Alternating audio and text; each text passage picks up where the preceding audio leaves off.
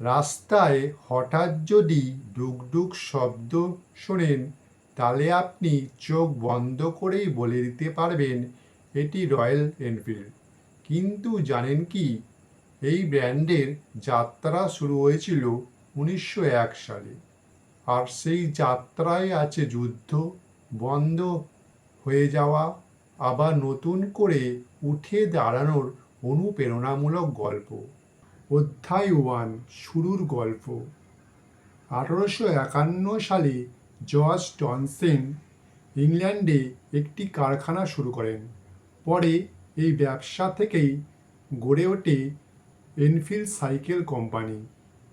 1891 সালে প্রথমে তারা সাইকেল তৈরি করত। এরপর 1901 সালে প্রথম তারা মোটরসাইকেল তৈরি করে। এটাই ছিল রয়্যাল এনফিল্ডের জন্ম।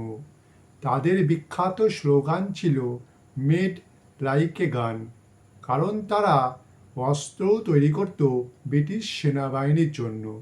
অধ্যায় 2, যুদ্ধের সময়। প্রথম ও দ্বিতীয় বিশ্বযুদ্ধের সময় রয়্যাল এনফিল্ডের বাইক ব্রিটিশ সেনারা ব্যবহার করত। বিশেষ করে বুলেট মডেলটি খুব জনপ্রিয় হয়ে ওঠে।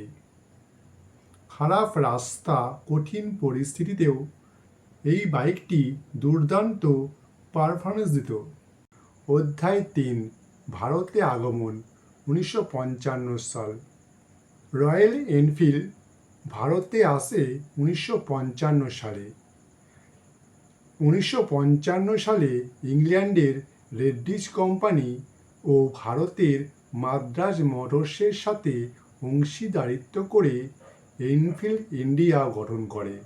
ভারতীয় সেনাবাহিনীতে তখন বাইকের দরকার ছিল, তাই রয়্যাল এনফিল্ড ইউকে মিলে ভারতের মাদ্রাজ মোটরসের মাধ্যমে ভারতে বাইক তৈরি শুরু করে। ভারতের চেন্নাই শহরে রয়্যাল এনফিল্ডের প্রথম ফ্যাক্টরি তৈরি করা হয়। এনফিল্ড ইন্ডিয়াকে যন্ত্রাংশ উৎপাদনের জন্য টুলিংও বিক্রি করা হয়।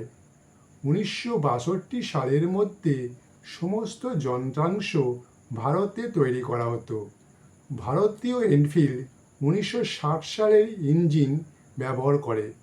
ইউকে কোম্পানির পতন 1971। 1971 সালে ইউকের রয়্যাল এনফিল্ড আর্থিক সমস্যার কারণে বন্ধ হয়ে যায়।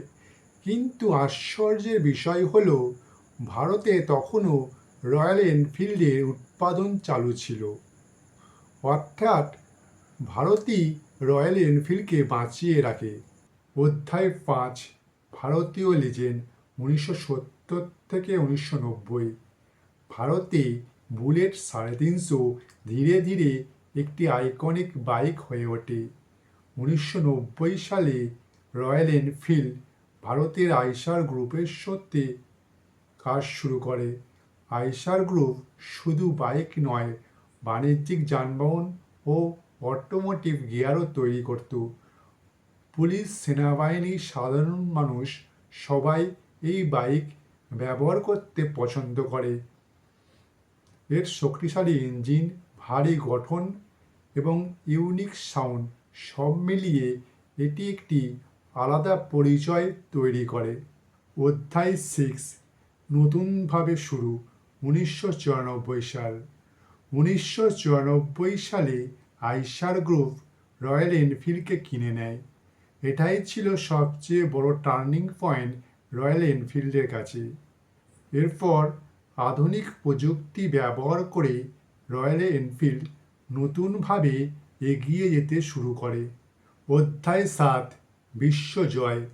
2000 থেকে বর্তমান।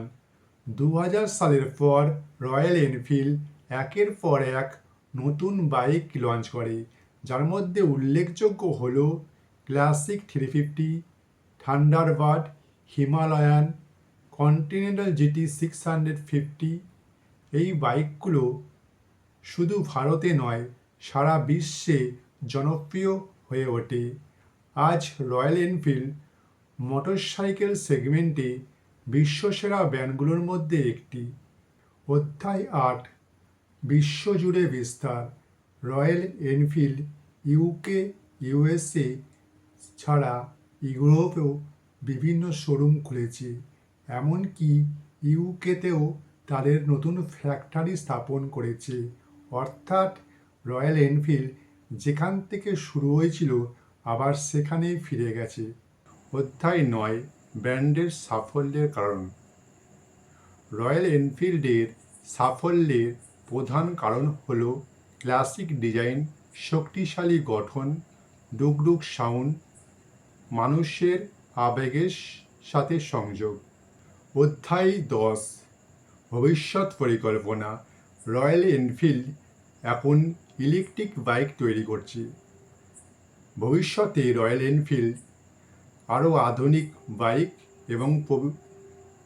এবং পরিবেশ বান্ধব বাইক আনার চিন্তাভাবনা করছে। 1891 থেকে আজ পর্যন্ত একটি ছোট্ট সাইকেল কোম্পানি থেকে বিশ্ববিখ্যাত মোটরসাইকেল ব্র্যান্ড রয়্যাল এনফিল্ড প্রমাণ করে যে যদি প্যাশন থাকে তাহলে সব কিছুই সম্ভব। আপনি কি রয়্যাল এনফিল্ড লাভার? তাহলে কমেন্টে জানান আপনার প্রিয় মডেল কোনটি। আপনার যদি এই ভিডিওটি ভালো লাগে তাহলে লাইক করবেন এবং চ্যানেলটিকে সাবস্ক্রাইব করে বেল আইকনটিকে প্রেস করে দেবেন।